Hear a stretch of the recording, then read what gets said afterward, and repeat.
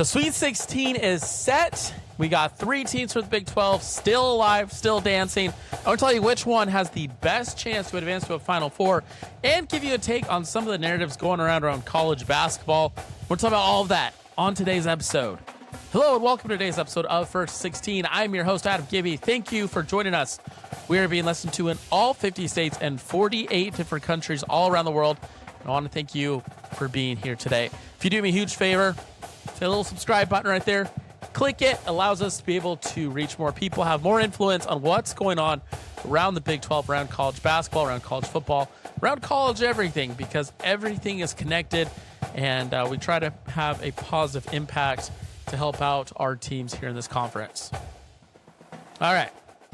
We're down to 16 teams, and I need to say something. While the SEC and Big 12, including myself, were fighting and arguing over who was the better conference. Oh, well, the Big 12 has better teams. Well, the SEC is deeper, whatever. The Big 10 just quietly put 7 teams into the Sweet 16. And a lot of those teams are pretty high seeds. Here's what I mean. You look at, not in that one. Michigan State, they're 3 seed. They could beat UConn. That's not a crazy idea.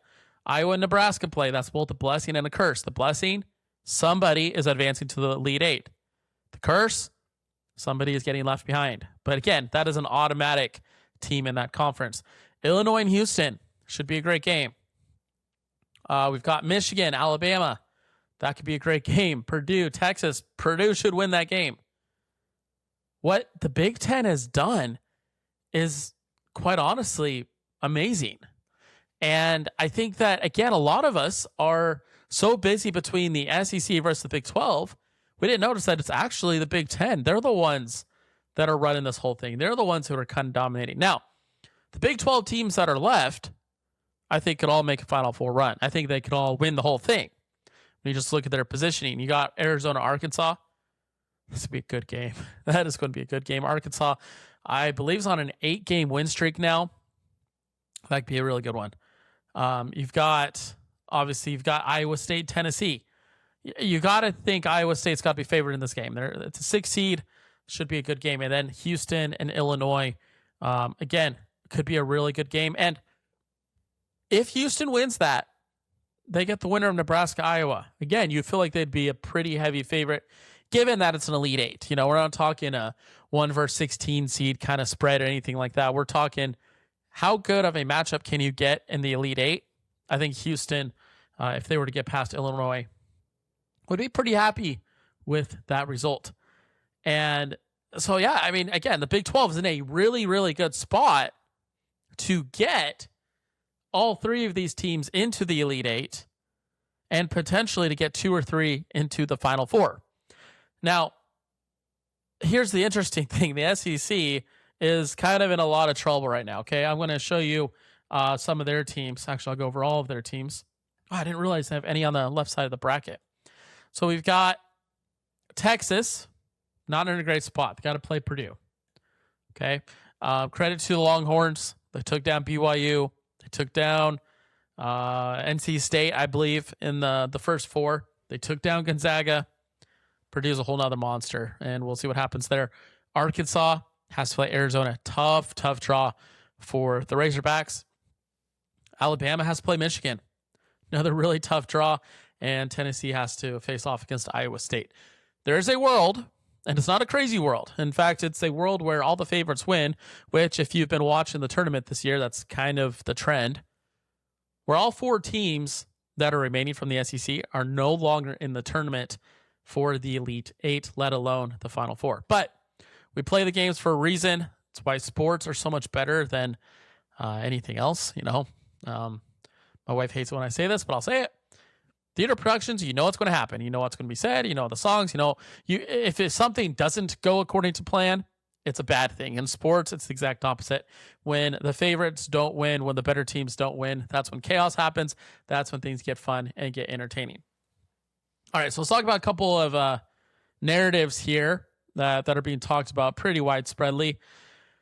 And then we'll get into the Big 12 teams. I'm going to let you know which team I believe has the best shot on making it to the Final Four. But let's talk about this first. This tournament is the second time ever that we've reached the Sweet 16, and there have only been teams from power conferences that will be playing. Those are, of course, the ACC, the Big 10, the Big 12, the SEC, and the Big East. It has only happened one other time since 1960, whatever. Want to guess when that was? It was last year.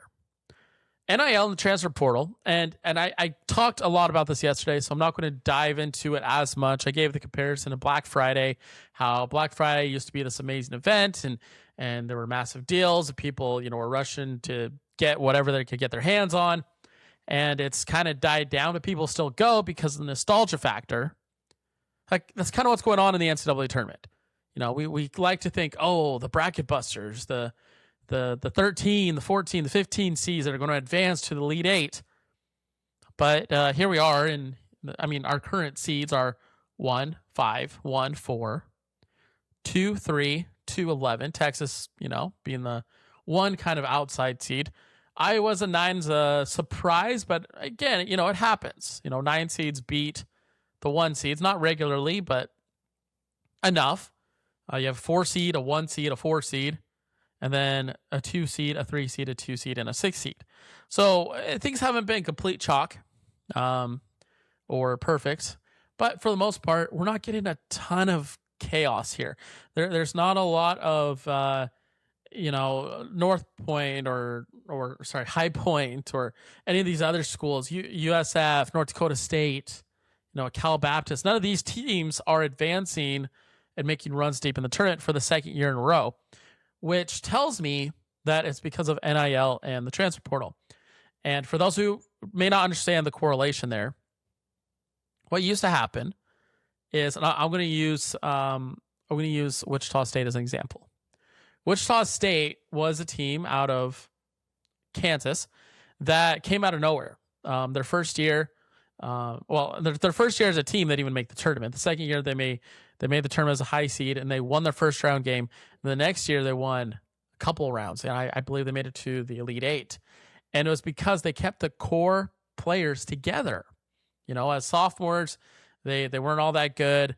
They didn't make the tournament. As juniors, they made the tournament, pulled off an upset. And as seniors, they had that experience. They were ready to go, and they were able to make a deep run in the NCAA tournament. That team was a special combination of players with the right coach, and they're able to take advantage of matchups and ultimately make it a deep run into the tournament. The problem now is that we don't get to that third year. We don't get that Wichita State group that was together as sophomore, juniors, and seniors. We might get them for 2 years.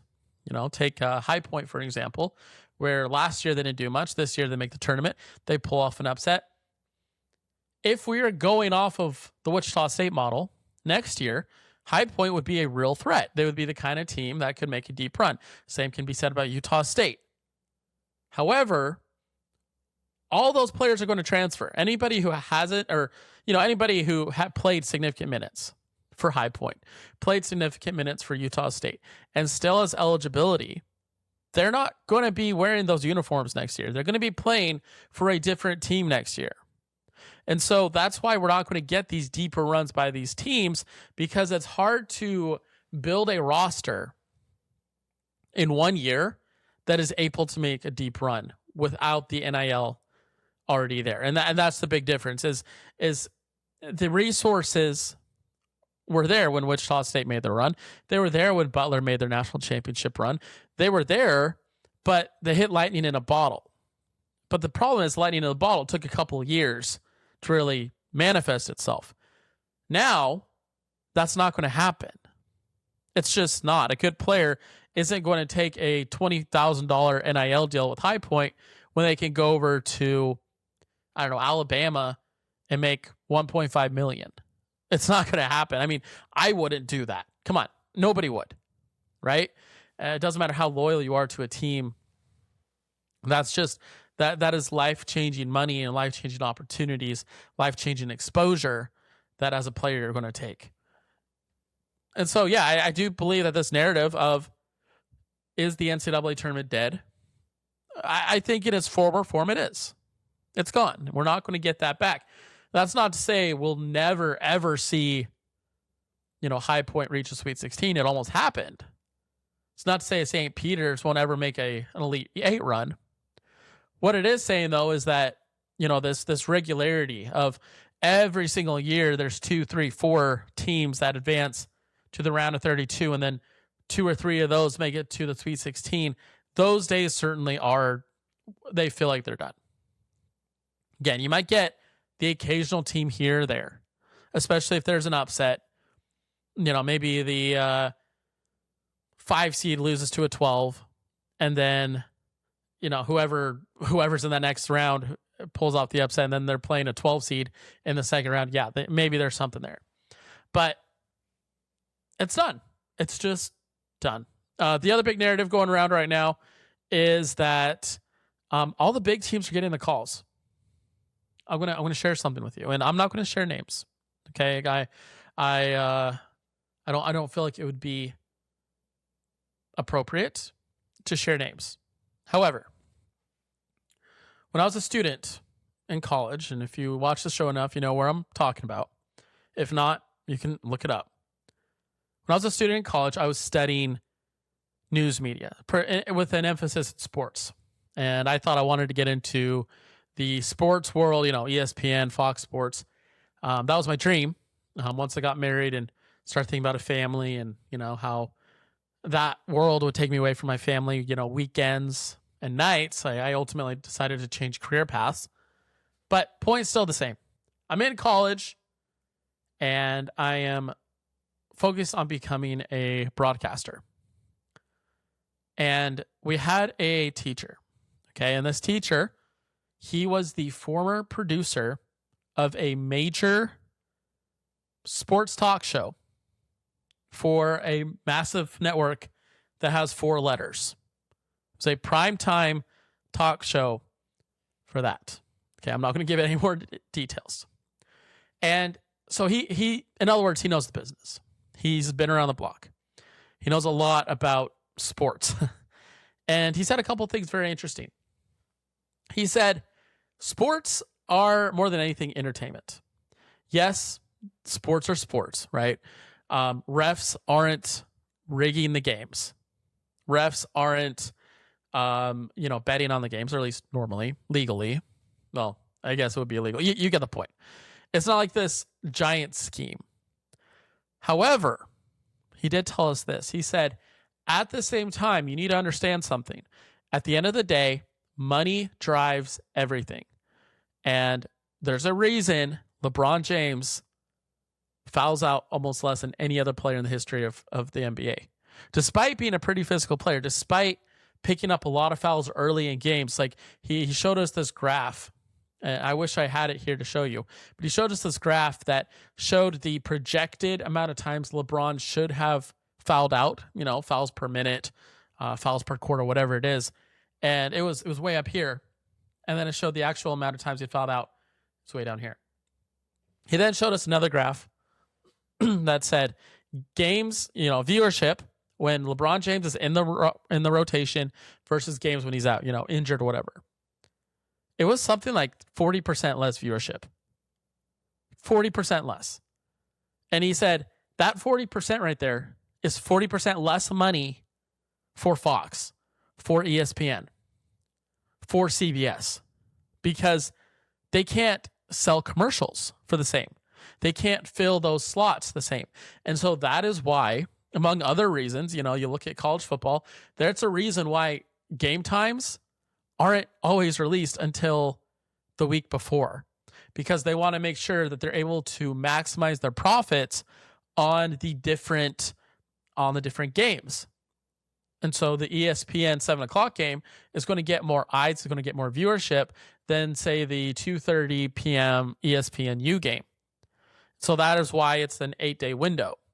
They say, okay, these two teams are going to play on ESPN because we feel like we can get more viewership. So going back to what I was saying before.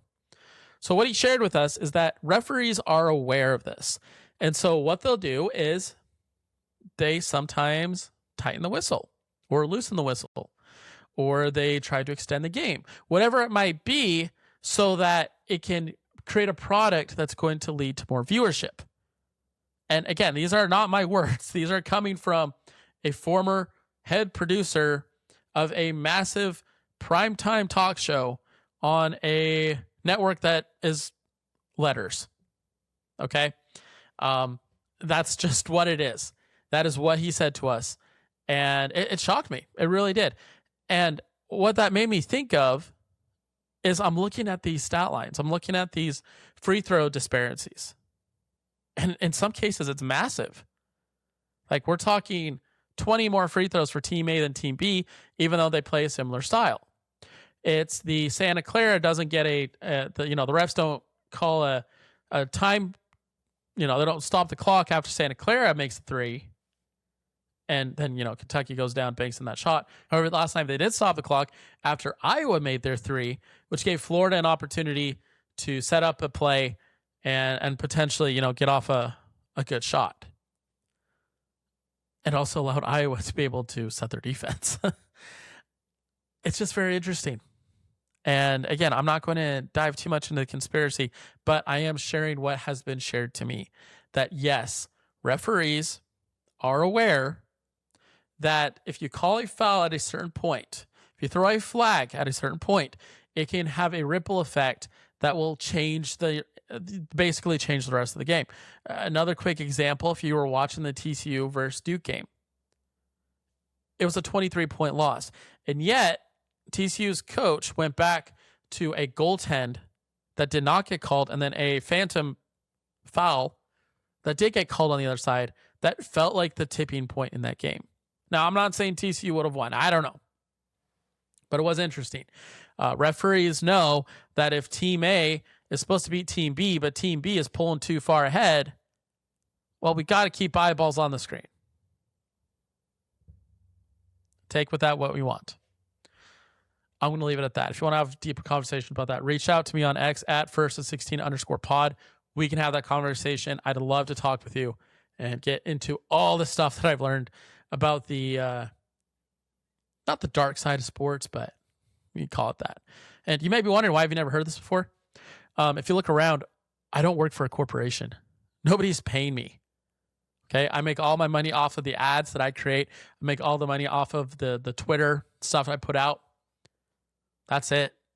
ESPN's not paying me. Fox isn't paying me. CBS isn't paying me. NBC, TNT, nobody's paying me. And so I have the freedom to share what has been shared with me to you and not feel like I'm being a traitor to any company I work for. All right, let's end with this. Let's look at which team within the Big 12 has the best opportunity to make a run. Let's start off with Arizona. This is my third place team. Arizona has to get through Arkansas. Arkansas, insanely athletic. They score a lot of points. They can be pretty loose on the defensive end, which I think Arizona can absolutely expose. But that is going to be a tough game. I've watched enough Arkansas to know that Arkansas can win this game. I think Arizona is the better team, but I think if you match these teams up 10 times, Arizona probably wins 6. Arkansas probably wins 4. I think it's going to be that kind of game. I'm excited to watch this from an entertainment standpoint. I just hope that the Wildcats are able to come out on top. Now let's go to number 2, Iowa State, Tennessee. I think Iowa State certainly has the easiest path to an Elite 8, but then they likely have to face Michigan, who might be the toughest team remaining in the bracket. Now, no guarantees Michigan wins because Alabama, similar to Arkansas, they can shoot lights out as well. So who knows? We'll have to see what happens there. But I think Iowa State makes past Tennessee, but then a very, very tough matchup against Michigan, which could set up a potential Arizona versus Iowa State Final Four game. That would be fun. Now, third, the easiest path. Got to give it to Houston, who ironically actually plays the highest seed. Iowa State plays a 6. Arizona plays a 4. Houston plays a 3. But here's why they have an easier path, in my opinion. If they win this game, they get the winner of Iowa and Nebraska. Now, remember, Iowa and Nebraska is a rivalry game. That is a very high emotion game. So as it is, even if Nebraska was a 1 or Iowa was a 1, I like Houston in that matchup because it's really hard to come out of a rivalry game and be locked in and ready to go at the same level. So I like Houston in that game regardless of who the opponent is. And that would put them in the Final Four. I do think that potentially getting Duke in a Final Four is a tough draw, but I think it would be a great game. And again, we're talking about who could get to the Final Four. So again, I think the easiest path, you've got to give it to Houston. Make it past Illinois. You feel pretty good about your chances. Second, you got to give it to Iowa State. Probably feel pretty good getting out of the Sweet 16, but then you got to face Michigan in a very tough matchup. And then the toughest, it's got to be Arizona. Got to play Arkansas. If you make it past Arkansas, you're probably playing Purdue, who in all likelihood probably is going to take care of Texas pretty easily. The big thing Texas has, they've got big guys. Guess what Purdue has? They have big guys, plus they have shooters. Not a good matchup for the Longhorns. So Arizona's going to get a very tough Arkansas team, a more fresh Purdue team in all likelihood, just to advance to the Elite Eight. But let me know what you think. Do you agree with that analysis? Who do you think has the easiest path? Do you think the Big 12 is in a good position? Again, I think they are. I look at the SEC and I see 4 potential losses there. I look at the Big 10. I think they're in a great spot as well. I think that we've got a lot of really, really good games, a lot of really good teams that are still playing. I would have loved to see Kansas pull off the win against St. John's. Just too much of a deficit too late in the game. Almost made it back, but fell just short. So let me know what you think. Thanks for tuning in. Hope everyone has a great day.